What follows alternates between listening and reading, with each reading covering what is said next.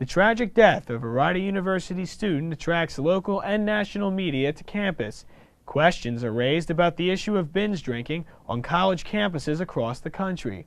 The Dean of Students at Rider University is on the issues.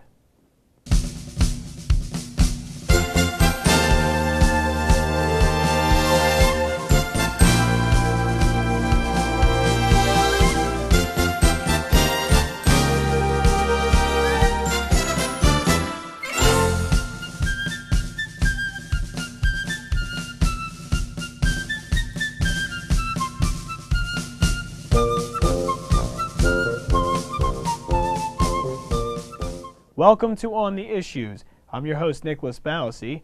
Dean Tony Campbell of Rider University joins us today to discuss the aftermath of freshman Gary DeVerselli's tragic passing. Thank you for coming on the show, Dean Campbell. He's back. He's back on the air. Back on the air. It's been a while. So thanks for coming on the show. And I guess the main part of this issue, of course, would be the media attention that, brought so much media onto our campus. What is it in this actual situation that brought so much media on campus? Well, Nick, first I want to say that you were still very, very sad that Gary passed. This whole situation was a tragic situation. As a Rider family, that we feel really deep sorrow for what happened. We feel for the family. We feel for his mom, his dad, his sister Emily, and brother Noah. And it's a really sad, we're still grieving over this as a Rider community. What brought attention to it? Well, when you think about it, you have a young man at a fraternity house involving alcohol, and he died. And those are the things that brought the media attention to it. Those are the things, the issue of college drinking on campus has been an issue nationally. We know that binge drinking occurs. The statistics show 40% of college students nationwide.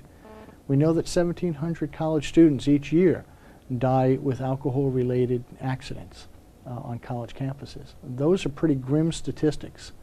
And so, this is something that, fed into those statistics, and the media, it's shocking to find a young person with all the world ahead of him, like Gary, all of a sudden pass in ways that just is so hard to understand. And what was your personal experience with the media? I know you were in the spotlight. You did something around over 40 interviews. It was a big number of interviews. About one day, and did another 35 or so the next day. It's one of those events where you had the print media, you had the news media from the TV and radio stations there. And most of the media handled themselves quite well. There was, the students sometimes felt as though the media were intruding on them, but they're doing their job for the most part. There was only one case, I thought, where a media person might have overstepped their bounds and tried to photograph the family removing the belongings from the residence hall room. But I thought that was only because it was a very personal moment for the family. Were you pleased overall with the actual coverage of the event? We knew it was going to be covered. Had a lot to be covered, and we knew there was going to be a lot of people there. Again, for the most part, I think that the media did a very good job. There were, when you have that much media coverage, you can pick pieces here and there that you wish would have been done differently. But by and large, I think the media behaved properly and did their job, and most of them did it in a way that I thought was professional.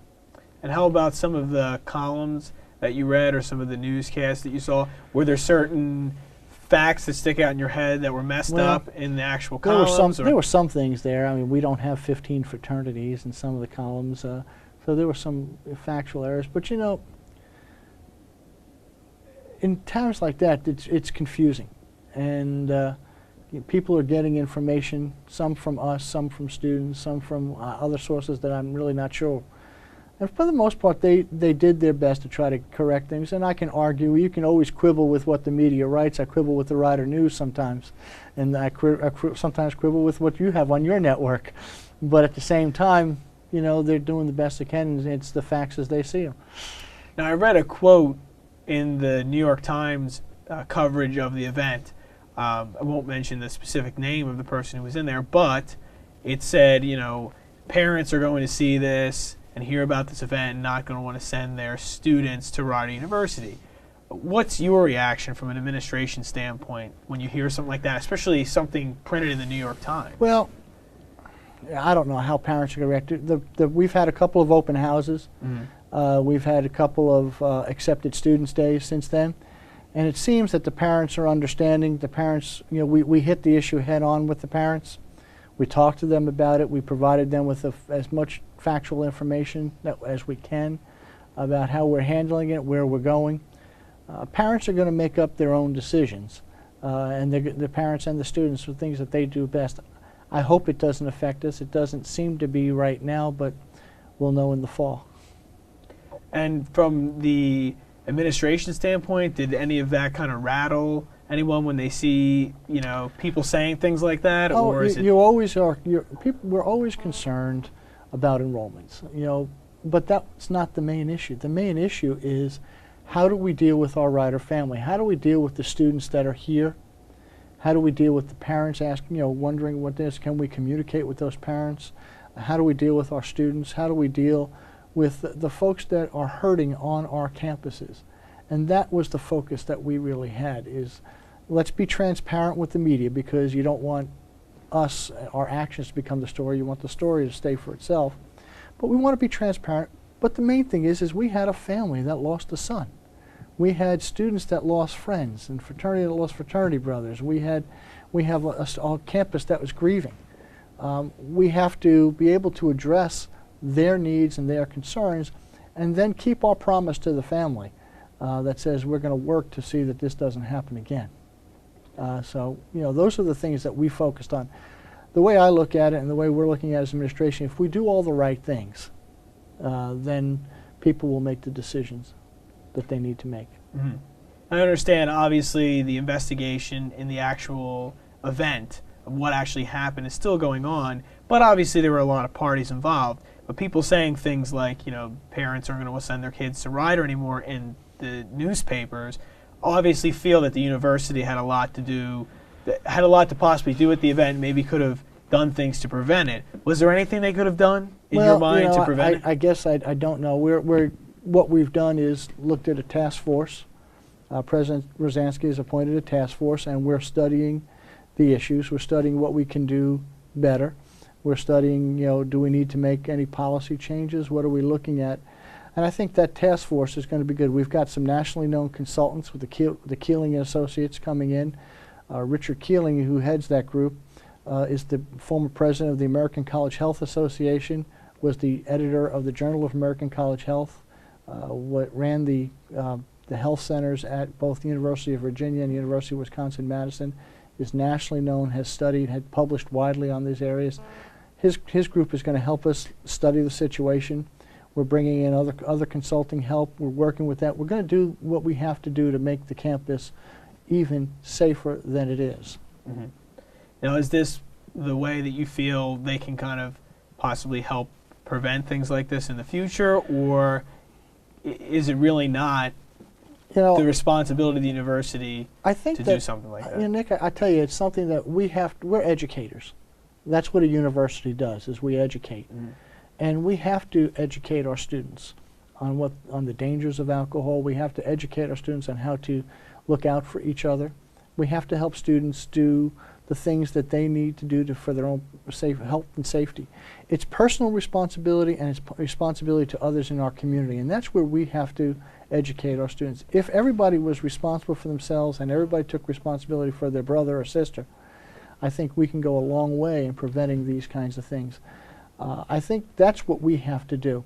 Policies are in place, but policies are only as good as the enforcement levels, and they're only as good as the community standards sort of work with them.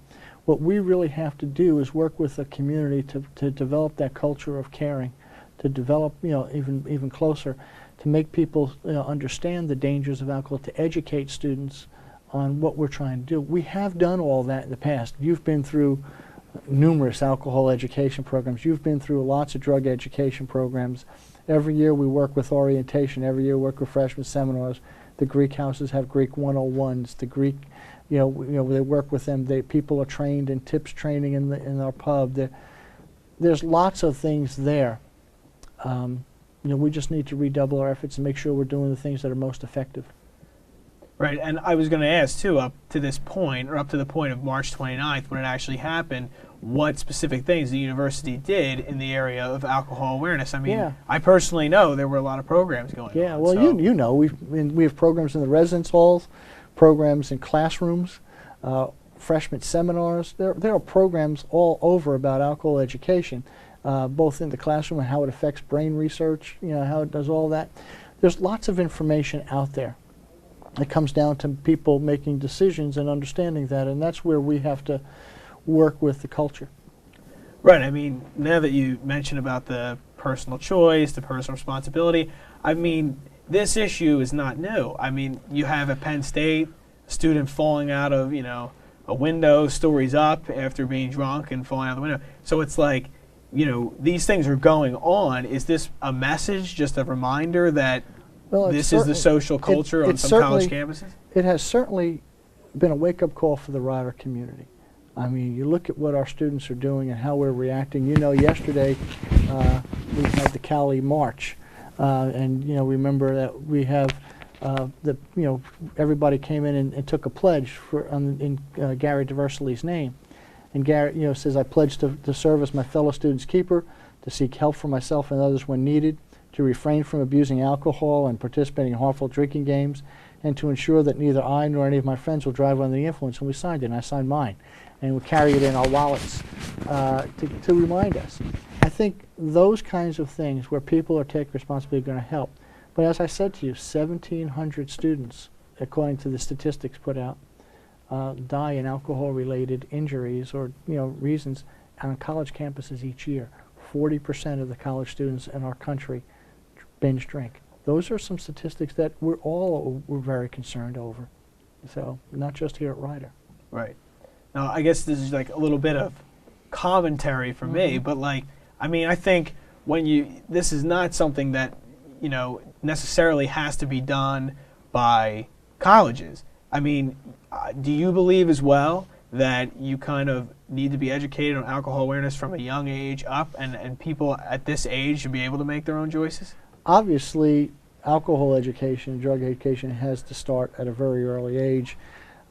Frankly, I started talking to my kids about it because they lived on a college campus their whole life. From the time they were, 4 or 5, they were able to talk about, what are they doing, what's going on. So you have to have these conversations as parents early on. I guess the thing is that we can't stop. We can't stop teaching English writing because every year we have new freshmen coming in, and we have to teach them English writing all over, to those new freshmen. We can't stop educating on alcohol because every year our population changes, and we have to ensure that students know.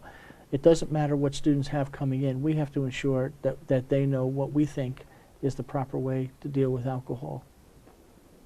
All right. And I guess also, I guess that's about it, really, with this actual topic. And you feel that the task force, do they have any initiatives? Have they met yet? Yeah, the task force have met. President Rosansky's named the task force. Don Stevens, who's the provost, is chairing, and the vice chair is Debbie Stasola, who's our associate vice president for planning. She did our middle states evaluation. It's got faculty members, it's got students, it's got staff members on it. We're looking at, there are 3 working groups. A working group on alcohol education, there's a working group on enforcement, and a working group on alcohol policy, and then there's another subcommittee on the Greek system. They're working very, very hard. I told you the consultants are coming in. We're gathering national data, looking at best practices. So all of that, it's pretty intense. We promised President Rosansky that we'd have a report for him by June the 1st. Will that lead to new policies and procedures? I can't imagine we're doing all this work that it won't. I don't know what they are yet. All right. Well, I want to thank you for coming on. Thank you so And- much, Nick. Appreciate it. Thank you for offering some of your opinion and insight into the situation. Good. Thanks.